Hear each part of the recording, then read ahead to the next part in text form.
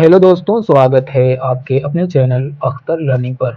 दोस्तों, आज के इस वीडियो में हम लोग सार्थक अंक के बारे में पढ़ने वाले हैं। सार्थक अंक को इंग्लिश में कहते हैं सिग्निफिकेंट फिगर।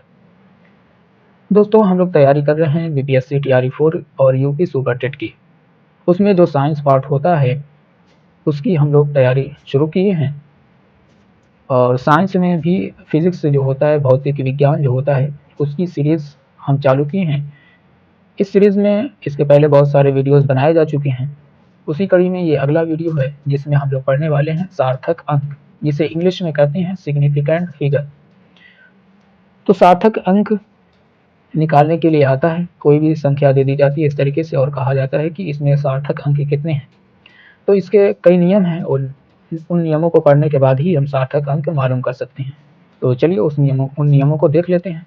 पहला नियम है, सभी अशून्य अंकों को सार्थक अंक में रखा जाता है।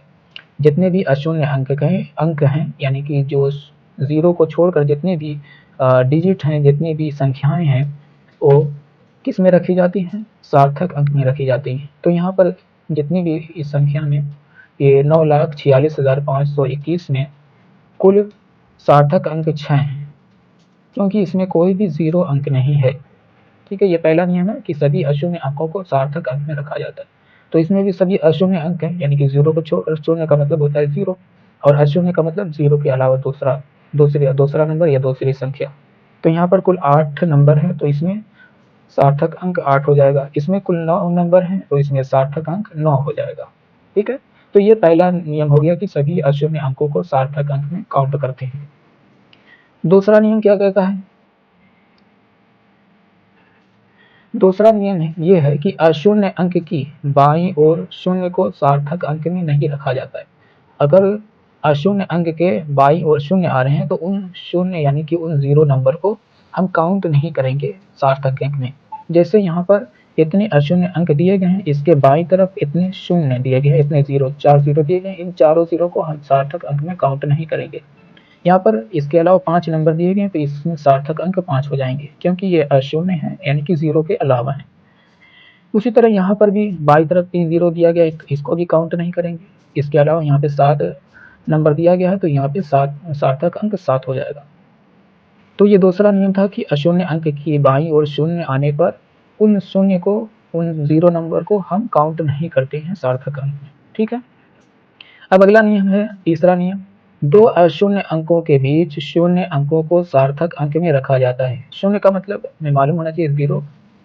तो दो अशून्य अंकों के बीच शून्य अंकों को सार्थक अंक में रखा जाता है। तो यहाँ पे कितने अशून्य अंक दिए गए और इधर भी अशून्य अंक दिए गए, यानी कि ज़ीरो को छोड़कर बीच में ज़ीरो दिया गया।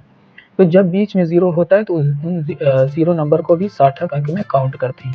तो यहाँ पर ज़ीरो को लेकर कुल 11 नंबर हैं, यहाँ पर 11 डिजिट हैं, तो यहाँ पर सार्थक अंक 11 हो जाएंगे, क्योंकि ज़ीरो यहाँ पर बीच में आ रहा है, बाईं तरफ नहीं आ रहा है। बाईं तरफ आता तो उसको काउंट नहीं करते। उसी तरीके से यहाँ पर अशून्य अंक इधर भी आ रहे हैं और इधर भी आ रहे हैं, इसके बीच में ज़ीरो आ रहा है, तो ये भी सार्थक अंक में काउंट होगा। तो यहाँ पर ज़ीरो को सम्मिलित करके, यानी कि ज़ीरो को साथ में गिनकर कुल 14 डिजिट हो रहे हैं, 14 अंक हो रहे हैं, तो यहाँ पे सार्थक अंक 14 हो जाएगा। ठीक है, तो ये तीसरा नियम था। अब चौथा नियम क्या है? चौथा नियम यह है कि अशून्य अंक के दाईं ओर शून्य अंक को सार्थक अंक में नहीं रखते हैं, लेकिन उसमें दशमलव या कोई मात्रक हो तो उसे सार्थक अंक में रखा जाता है। तो दाईं तरफ एक शर्त यह है कि अगर इस तरीके से सिर्फ नंबर दिया गया है, ठीक है, और दाहिनी तरफ ज़ीरो है, तो इन ज़ीरो को हम सार्थक अंक में काउंट नहीं करेंगे। पहली बात ये हो गई।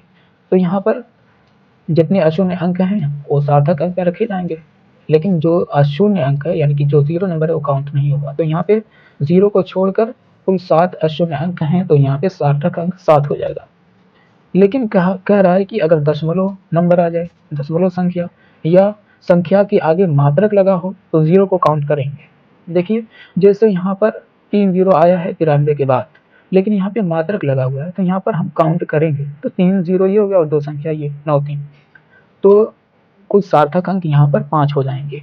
ठीक है, क्योंकि यहाँ पे मात्रक आया है मीटर, लेकिन यहाँ पर कोई भी मात्रक नहीं था, ना ये दशमलव नंबर है और देखो यहाँ पर दशमलव नंबर है 7.63210000। तो दशमलव संख्या आ जाएगी, तो यहाँ पे 0 अगर लगा रहेगा तो 0 को सार्थक अंक में काउंट करेंगे, सार्थक अंक में गिनेंगे। तो यहाँ पे 0 को शामिल करके कुल 8 नंबर हो रहे हैं, तो यहाँ पे सार्थक अंक 8 हो जाएगा। ठीक है, जब सिर्फ संख्या दी गई हो, नंबर दिया गया हो इस तरीके से, और दाहिनी तरफ 0 हो तो उसको काउंट नहीं करेंगे, लेकिन मात्रक दे दिया जाए तो 0 को काउंट करेंगे। जैसे यहाँ पे 5 सार्थक अंक हो गया, और दशमलव संख्या आ गई तब भी 0 को काउंट करेंगे, तो यहाँ पे 0 को शामिल करके कुल 8 सार्थक अंक हो गया इसका। ठीक है, अब पांचवा नंबर ये कह रहे हैं कि 10 की घात को सार्थक अंक में नहीं रखते। अगर 10 की घात दी गई हो तो हम घात को सार्थक अंक में नहीं रखते। अगर हम ये नियम नहीं जानते तो हम ये समझते कि 10 के पावर मान लीजिए 6 है, तो इसका मतलब यही होता है कि 1 के आगे 6 0, तो 0 को काउंट कर लेते हैं।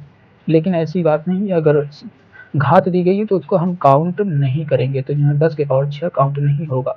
और नियम ये भी पढ़े हैं कि अगर कोई भी संख्या उसके आगे मात्रक ना हो और दशमलव संख्या ना हो तो 0 को काउंट नहीं करती हैं। तो यहाँ पर न ये दशमलव संख्या है, न इसके आगे कोई मात्रक लगा है, इसलिए यहाँ पर सिर्फ 3 सार्थक अंक होंगे। 9 3 5 3 अंक हैं, 3 डिजिट हैं, तो यहाँ पे सार्थक अंक 3 हो जाएंगे। ठीक है, लेकिन यहाँ पर दशमलव संख्या दी गई है तो ये वाला तो काउंट होगा। यहाँ पे जो 0 दिया गया है 3 0, इसको काउंट करेंगे, तो यहाँ पे 4 ये हो गए और 3 0, तो 4 3 7 सार्थक अंक हो जाएंगे। लेकिन घात को इसमें भी काउंट नहीं करेंगे, दशमलव वाली संख्या रहेगी तब भी। ठीक है, लेकिन यहाँ पे अगर 0 दिया गया तो उसको काउंट करेंगे। ठीक है, अब ये नियम हो गया। अब छठा नियम क्या है? छठा नियम ये कर रहा है, यदि किसी संख्या को एक मात्रक से दूसरे मात्रक में बदलते हैं तो उसका सार्थक अंक नहीं बदलता है। जैसे यहाँ पर 1 मीटर दिया गया है, 1 मीटर, तो यहाँ पे सार्थक अंक 1 है। ठीक है, क्योंकि सिर्फ एक डिजिट आया, एक नंबर आया, यहाँ पे सार्थक अंक 1 है। इसको सेंटीमीटर में बदलेंगे तो 1 मीटर बराबर 100 सेंटीमीटर हो जाता है। ठीक है, लेकिन यहाँ पर सार्थक अंक 1 ही रहेगा, क्योंकि नियम ये कह रहा है कि एक मात्रक से दूसरे मात्रक में आने पर सार्थक अंक बदलता नहीं है। तो यहाँ पर भी सार्थक अंक रहेगा, तो यहाँ पर भी सार्थक अंक, सिर्फ अलग से दिया रहता, यहाँ पे बिना बदले अलग अकेला दिया रहता, तो यहाँ पे 0 को काउंट करते 3 सार्थक अंक होता। लेकिन यहाँ पर बदलने के बाद आ रहा है 100 सेंटीमीटर, तो यहाँ पर भी सार्थक अंक 1 होगा और यहाँ पर भी सार्थक अंक 1 है। देखिए, इसको हमने घात में बदल दिया, पावर में 10 के पावर 2, तो घात की और सार्थक अंक में काउंट नहीं करते हैं। यही वजह है कि सार्थक अंक 1 होता है, क्योंकि जब एक मात्रक से दूसरे मात्रक में बदलते हैं तो 10 के पावर में साइंस में लिखते हैं, इसीलिए यहाँ पर 10 के पावर जो घात रहती है उसको काउंट नहीं करते हैं, इसीलिए सार्थक अंक तो बना रहता है। ठीक है, दूसरा उदाहरण ये है कि 1 किलोग्राम बराबर 1000 ग्राम होता है। हम 1 किलोग्राम को 1000 ग्राम में बदल दिए, तो यहाँ पे जो 1 किलोग्राम है तो यहाँ पे सिर्फ एक डिजिट है, तो यहाँ पे सार्थक अंक 1 है। तो यहाँ पे 1000 ग्राम बदलने के बाद आ रहा है, तो यहाँ पर सार्थक अंक 1 ही रहेगा। अगर सिर्फ 1000 ग्राम अकेला लिखा रहता तो हम 4 सार्थक अंक कहते, क्योंकि 3 0 को काउंट करेंगे क्योंकि मात्रक है। लेकिन यहाँ पर बदलने के बाद 1000 ग्राम आ रहा है, तो यहाँ पर जो सार्थक अंक है वही भी यहाँ पे सार्थक अंक होगा, क्योंकि इसको 10 की घात में लिखते हैं बदलाव के बाद, इसी और घात को हम काउंट नहीं करते हैं, इसलिए सार्थक अंक 1 ही रहेगा। ठीक है, तो ये पूरे नियम हो गए, कुछ नहीं पूरे नियम है। अगर इन नियमों को ध्यान में रखेंगे तो सार्थक अंक आसानी से मालूम कर सकते हैं किसी भी संख्या। अब एक और टॉपिक इसी में है, राउंड ऑफ। राउंड ऑफ का मतलब ये समझिए कि निकटतम मान मालूम करने के लिए जो 5 का नियम होता है, 5 से ज़्यादा का और 5 से कम का दशमलव संख्याओं में, उसी का नियम दिया गया है। तो यहाँ पे पहला नियम ये है राउंड ऑफ में कि यदि दिए गए संख्या का अंतिम अंक 5 से अधिक हो, यहाँ हो रहेगा, हो तो उसके बाएं के अंक को 1 बढ़ा देती है। मतलब कोई भी दशमलव संख्या दी गई है, इस तरीके से कह रहा है कि संख्या का अंतिम अंक 5 से अधिक हो तो हम उसके बाएं के अंक को 1 बढ़ा देते हैं। तो यहाँ पर दिया गया है 8 7 दिया गया, तो 7 अंतिम ही, यहाँ पे अंतिम नंबर 7, तो यहाँ पर ये 5 से ज़्यादा है तो हम क्या करेंगे, इसके बाएं वाला जो नंबर 8 है उसको उसमें 1 बढ़ा देंगे तो 9 हो जाएगा। तो हम ऐसे लिख सकते हैं 567.9। ठीक है, अगर एक संख्या लिखना चाहते हैं दशमलव के बाद और यहाँ पे 2 संख्या लिखी गई है तो एक दशमलव के बाद एक संख्या चाहते हैं तो हमें ये नियम का पालन करना पड़ेगा कि अगर अंतिम अंक आखिरी अंक 5 से ज़्यादा हो तो उसके बाएं वाले में 1 जोड़ देते हैं। जैसे यहाँ पर जोड़ दिया गया तो 8 से 9 हो गया। उसी तरीके से यहाँ पर 65.936 आया है, तो हम इसको चाहते हैं कि दशमलव के बाद 2 अंक ही रहे, तो ये आखिरी अंक जो है 6 ये 5 से ज़्यादा है, तो हम क्या करेंगे नियम के अनुसार, यहाँ पे नियम के अनुसार इसके बाएं वाली जो 3 संख्या है उसमें 1 जोड़ देंगे तो यहाँ पे 65.94 हो जाएगा।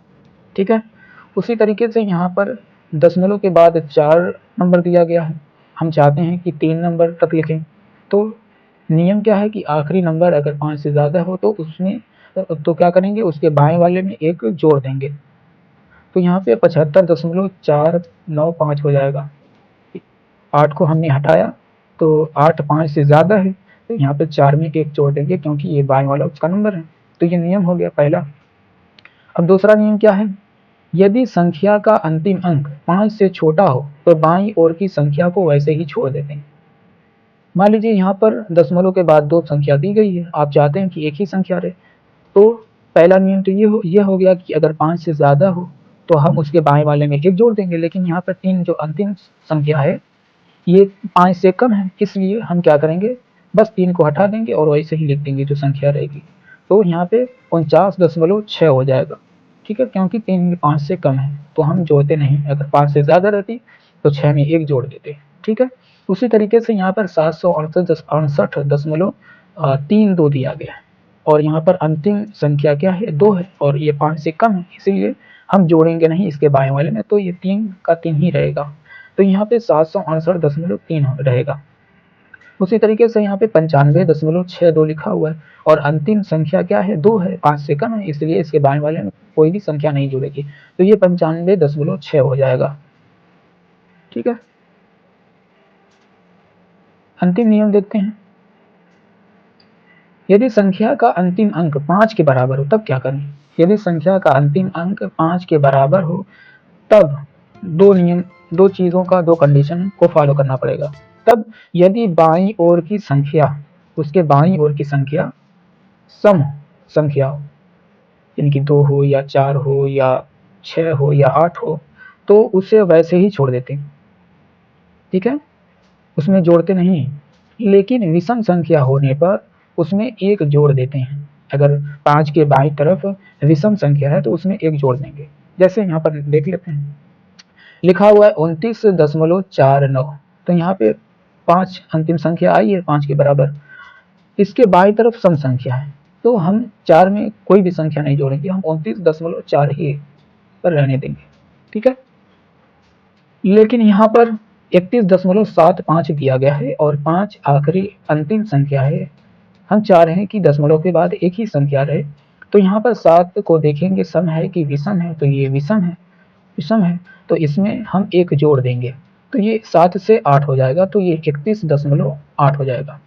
ठीक है, उसी तरीके से यहाँ पर 32.65 दिया गया है, आप चाह रहे हैं कि दशमलव के बाद एक ही संख्या रहे, तो यहाँ पर चूंकि 5 संख्या आई है तो हमें नियम का पालन करना पड़ेगा कि अगर सम रहेगा तो उसमें जोड़ देंगे उसके बाईं तरफ, और अगर विषम है सम है तो उसी तरह छोड़ देंगे, विषम रहेगा तो उसमें 1 जोड़ देंगे, तो यहाँ पे सम संख्या है 6, क्योंकि ये 2 से डिवाइड हो जाएगी, तो ये हमारा 32.6 ही रहेगा।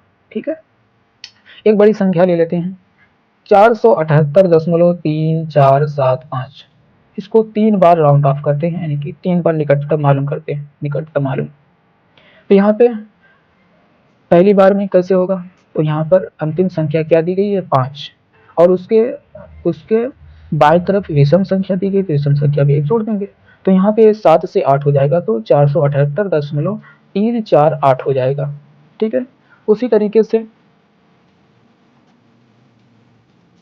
दूसरी बार जब करेंगे तो क्या यहाँ पे 4 की जगह 5 हो गया है, अब 5 अंतिम संख्या है तो क्या करेंगे, तो इसके बाईं तरफ विषम संख्या है तो इसमें जोड़ देंगे, 3 से 4 हो जाएगा, तो हमारा हो जाएगा 478.4 हो जाएगा।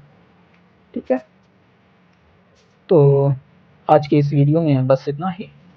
अब मिलते हैं अगले वीडियो में। Thank you.